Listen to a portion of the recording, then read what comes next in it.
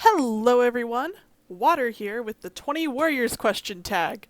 I was tagged by my good pal Tennille Flowers and promptly took 5, maybe now 6 months to do it because I am never on time with anything.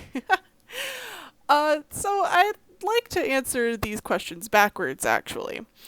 Um, because there's a long story that will follow my answer to question 1. Even if I planned to answer just plainly, I'd get into the story and it's on a more personal level. So let's work our way from question 20 down to question 1. Alright, so 20. Favorite battle or fight scene? So, everyone remembers the battle at the end of the first arc in the Darkest Hour. And I agree that it was a really well done battle. But the fight that probably stuck with me most from an imagery point of view is the battle with Sharptooth in the Tribe of Rushing Water. They had this big plan and it had the slimmest chance of success, but they stuck with it and then it failed. And I remember so vividly the tribe's panic that ensued and that sort of trance that seemed to fall over Feathertail, and her sacrifice felt so meaningful. I felt at the time that it had an impact on the group. And can I just say, Sharptooth was really well established and done. Or at least that's how I remember it to be. Haven't read Moonlight in 8 years? Maybe less, but not any time recently. Alright, number 19. Most tragic death. Well, the death that stuck with me most was Blue Star's death, but I wouldn't call hers tragic. She made peace with everything and served a purpose for the first time in a long time. I'd have to say Flametail's death was probably the most tragic in my opinion. Mostly because it had no purpose, no use, no anything. If they had to kill anyone, why couldn't it just be Little Cloud and then make Flametail be useless in the prophecy and grief? Also, the whole thing with Firestar being the final part of the prophecy still makes me upset. But that's a conversation we can have another time if enough people ask. Number 18, favorite moment. It's a small thing, but I just remember loving all of the times Firepaw got to train with Greypaw and Ravenpaw. My favorite moment is probably when Greypaw chose to be a big old goof to chose to be a big old goof, to temper, calm down Tiger Claw's incredibly harsh criticisms of Ravenpaw. Greypaw says something like, "Oh, he can't be as clumsy as me, I'm as lopsided as a badger," or something, and just as purposefully clumsy, and I love it. I felt like it helped take a little bit of pressure off of Ravenpaw. You could at least see what he was trying to do. Number 17, favorite friendship. Now, you might think I'm going to say Greypaw, Firepaw, and Ravenpaw now, but nope. Favorite friendship is a tie to me. From the main series, I particularly enjoy Mothflight and Leafpool's friendship because they challenge each other's beliefs and yet both believe in one another, and what they say...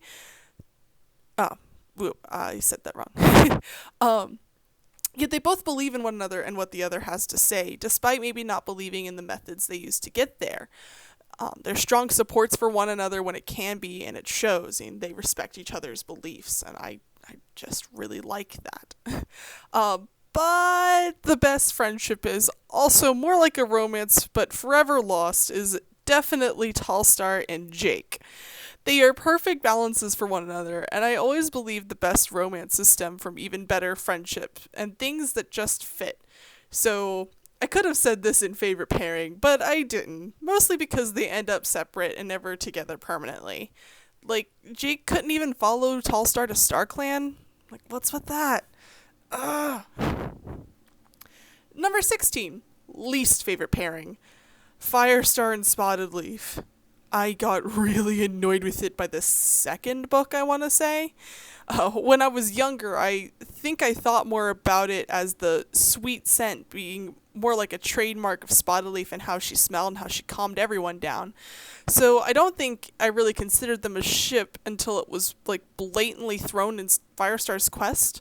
And also, ouch! Sandstorm deserves so much more than this half-baked blech stuff, and not to mention, they chose to kill Spotted Leaf's spirit just so Firestar wouldn't have to choose. Blech! I figure there's just a bit of polyamory in StarClan and that it's okay. I think the same about people who are in heaven, so I just don't get why that was a problem. But, blech. Oh well. But now, my favorite pairing. I honestly don't enjoy most of the love plots in the series. They're rushed and usually pretty shallow. I have a lot of love for Brackenfur and Soiltail, but I have to say, at least until the third series came and, ruined it, that my favorite pairing is Brightheart and Cloudtail. I loved how Cloudtail took such care in helping Brightheart recover, love herself for what she can do, and not staring at what had happened to her and whatever guilt she held. And I especially loved that they just grew together through that. I like to think that Cloudtail felt some amount of personal guilt for being named a warrior when his older clanmates were named apprentices. When it caused Swiftpaw's death and Brightheart's maiming, I can't imagine it would hit anyone lightly. Cloudtail's personal growth through helping Brightheart and their eventual great teamwork really nailed this one as a great pairing for me. They aren't just mates or lovers, they were a team, a partnership, and everything from then on. At least until Daisy came in and Cloudtail decides to be empathetic and everything suddenly was lost because of a lack of communication and overreactions and just... Yeah, okay, moving on. Number 14, favorite minor character. If you couldn't tell already, Brightheart holds a special place in my heart. But she feels more in the spotlight to me and less minor. I mean, she became minor, but I just wouldn't peg her as my favorite minor character. The minor characters hardly ever seem to shine through, but I always held a soft spot in my heart for Redfur. Even before Yellowfing's Secret, a book I honestly don't recommend as it really ruins Yellowfing's character for me, and unsurprisingly contradicts the main series. To me, Redfur, even as a fierce warrior, always was fiercely loyal to her clan and utterly honorable. It shocked me when they chose to have her as the cat to take one of Firestar's lives. But I could also see her getting carried away with her rage at him for uselessly taking back territory. Especially since ThunderClan didn't need it, but ShadowClan did. That's my main explanation for it, honestly, and one I can definitely see. But we don't get to see how she feels about this at all, because Lionblaze kills her just after she kills Firestar, and yeah. Death to one of my favorite minor characters who deserved a more peaceful death, or at least one that had meaning. And Redfur was better than that. Anyway, number 13, underrated character. Okay, so I understand why this character is underrated, but Leafstar. She was originally named Leaf Dapple and just was constantly level-headed. Our Sky Clan leader just rocked to me. Which is a little opposite now looking at that. Just reached the sky to me. Yeah.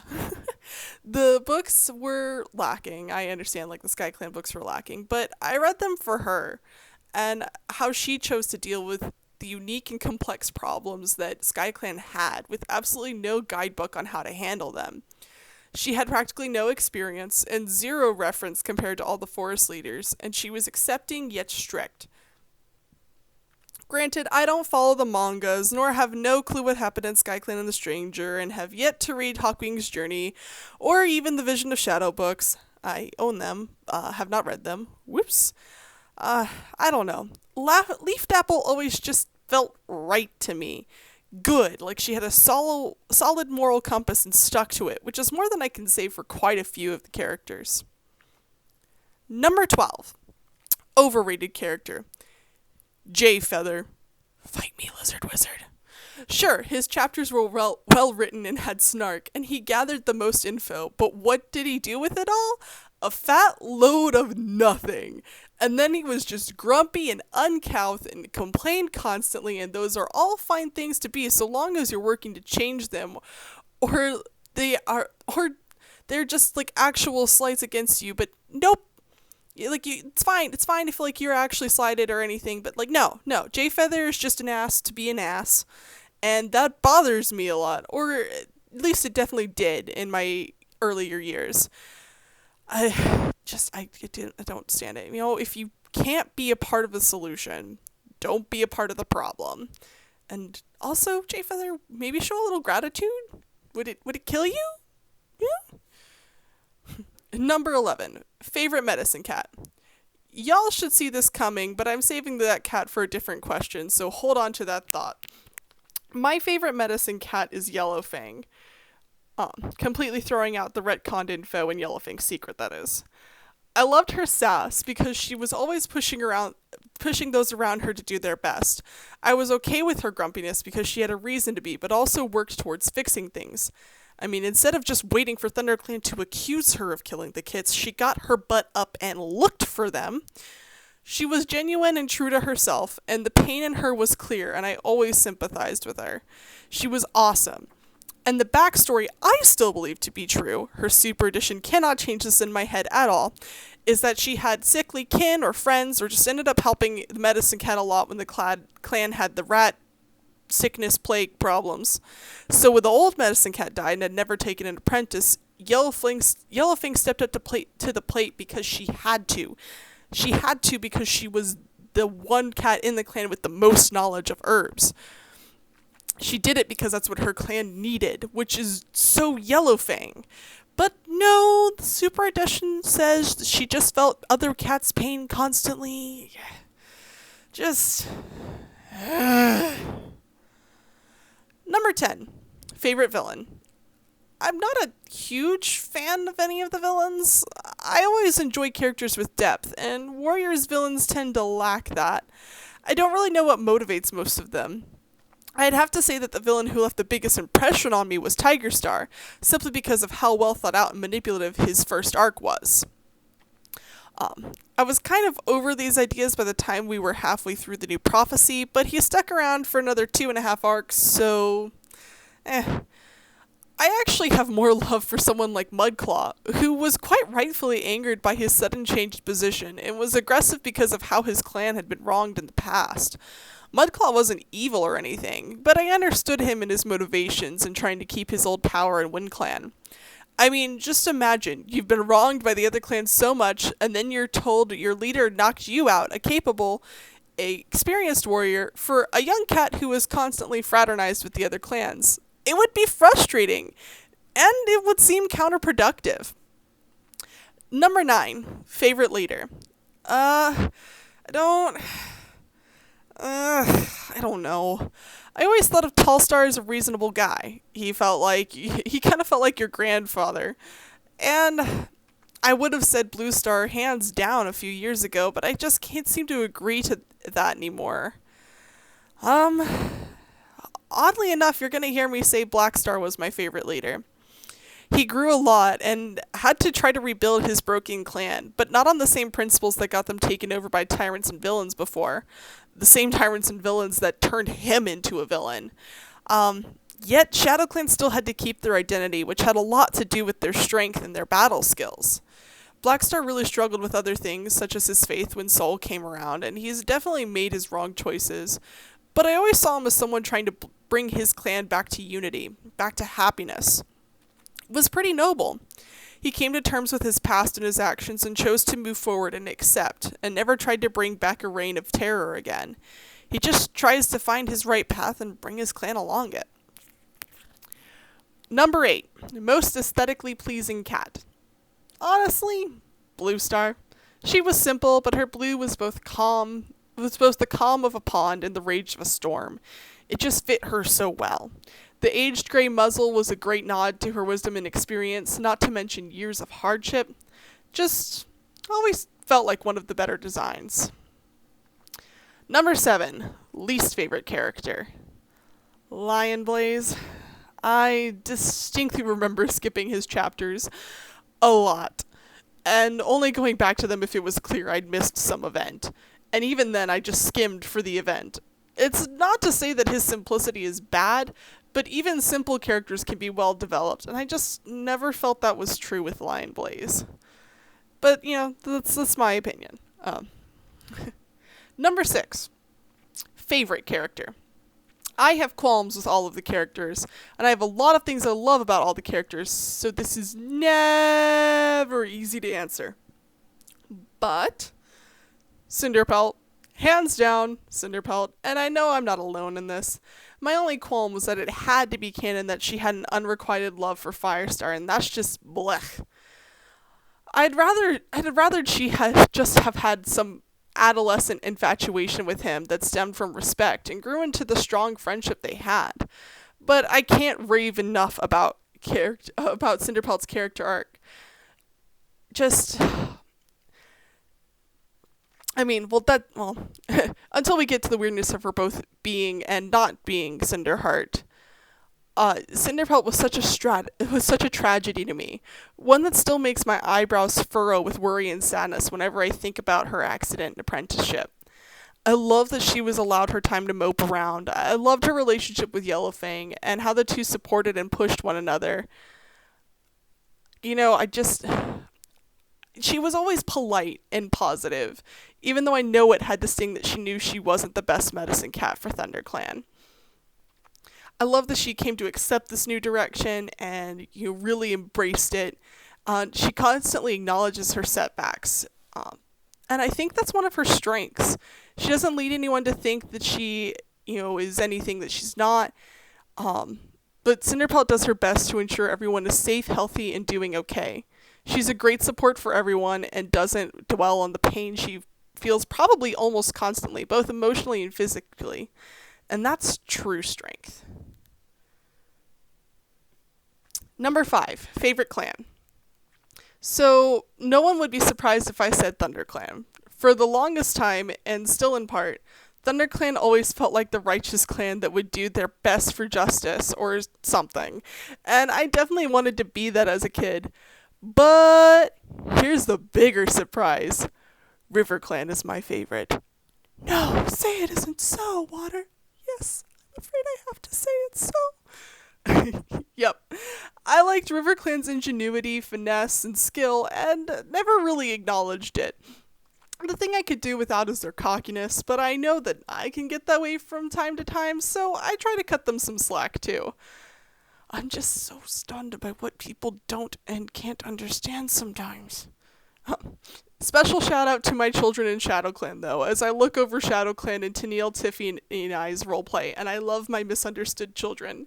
Super hardy, super strong, my beef kitties will always be loved. Number 4, favorite Super Edition. I haven't read the novellas or mangas, so Super Edition it is. Blue Star's Prophecy was my favorite for a long time, and is still high up there. I love the development of her relationship with Whitestorm and their connection. I just wish they hadn't tried to keep the fire prophecy going or something. I wish they'd given her just, a life and hardship she needed to overcome, and made Thistleclaw a more believable villain or at least redeemed. Oh, shoot, I just realized I've got to talk about one other Super Edition before I get to my real favorite. So I've got a quick mention for Crooked Star's Promise. I don't remember the plot as nearly as well, but I loved the RiverClan antics and just the embellishment of their clan life. True to my headcanon of the most well-fed clan having the most social drama, they were real characters and character flaws, and they had different priorities as a whole than the other clans did, which I liked. They weren't as solely focused on food and territory. It was also about image and pride, and it worked. Which leads me to my favorite, though, Tallstar's Revenge. Because, by far the better of the books, not hindered by anything else, it just worked, and it was really well written. The build-up to Tallstar's leaving and his whole overblowing of things was just so believable, and just love. The relationships, the clan politics, all of it. It's just the best one. I can't give many more reasons than that other than Tallstar and Jake, but I already raved about them, so yeah. Number 3, favorite book. This is gonna be weird, but I'll say Moonrise was my favorite. I think it was because of the relationship they established between two different cultures and the conflicts in that arose. And the tribe was always intriguing to me. I really need to read Dawn of the Clans, but I really like that particular version of the tribe, of Rushing Water specifically. It was just so interesting and full of culture. I just really enjoyed it. And the Sharktooth conflict was such a new one and so cool. I just that was just always my favorite one. Number 2, favorite arc. The prophecies begin. It felt the most unhindered, and even as the most basic, it always had direction. And there was a lot going on. Goodness.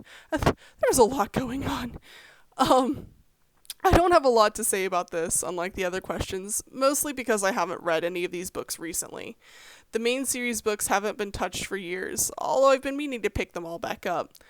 And now I've also heard that there are a lot of problems now, looking back, if you're a reader now looking back on Prophecies Begin, but I'm a stickler for inconsistencies, and by gosh, the inconsistencies started to build up the second we got out of one arc. Alright, number 1.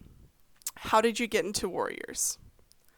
Long story short, Into the Wild was a Christmas gift from my mother when I was 9 years old. At the time, everyone wanted me to really start reading, but all I seemed to enjoy or go for were the vague, not good books about horses and animals that I honestly wasn't really enjoying. Mom saw the cat, though, I guess, and decided to pick it up for me. I fell in love and read it nonstop from that day on. Now for the longer story. This wasn't just a normal Christmas. It was the first Christmas since my dad had passed away. I'm one of 5 kids, and things were a mess. My mom hadn't worked a job in a really long time. We were fine, and still are fine, but the need of a job weighed heavily on my mother and her conscience. We were stressed, and a family struggling not to fall apart. My mom focused on whatever kid needed her most. At such a young age, I was really struggling to process everything that was happening. Each house move, each problem a sibling had, each sickness. I needed an escape. And then Warriors came into my life. I pretended I was a cat for a good long while, and lost myself in the series. It was my savior. And when I couldn't get enough of the books, aka I caught up, I turned to the internet.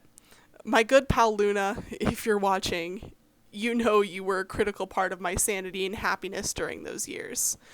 And as the years continue, I still look for support in the Warriors community. Tennille, Teef, I want you both to know that you've helped me come through some really hard times too. I cherish you both more than I think you realize. Thank you for opening the door to your StarClan battles to me, and allowing me to be a part of it. I wouldn't be where I am today without the both of you. Warriors is my home base, and my rock. So as much as I will rag on the books, because I will, I genuinely love the series and a majority of the community. You all pull me back every time I've let go, and I'm so glad you keep me here. It's still a cornerstone of my sanity. So thank you. Now, on a lighter and slightly related note, this community is also how I got my name. I started out with an OC known as Aquaheart, because unoriginal 9-year-old loved Fireheart and loved swimming in the color blue, so Aquaheart it was. When I went to join a forum, though, the name Aquaheart was taken, so I went to Waterheart. Well, it still was technically taken, but I followed the suggested random number thing and was Waterheart 97, I think. Through fan stories with others, I began to be called Water, and then when I made my DeviantArt account, I decided to be some sassy little 11-year-old and be like, my name is Water, dummy, as though calling the other person dumb, but I didn't include any punctuation, so it just became my name is Water, dummy. Years later, I fixed this problem to I'm Water, you dummy, with the comma and everything, and here we are today. And I can never escape the name Water. It just hasn't been possible. Clearly, I don't mind so much. Thank you everyone for watching. I will tag That Scruffy Duckling and Romanian Riverwolf if they haven't done it already. If you just want to do this, go ahead and say you were tagged by me because, it's never too late. Jump on it. Hopefully my map parts will start coming along a lot faster here soon. Until next time, stay hydrated. Water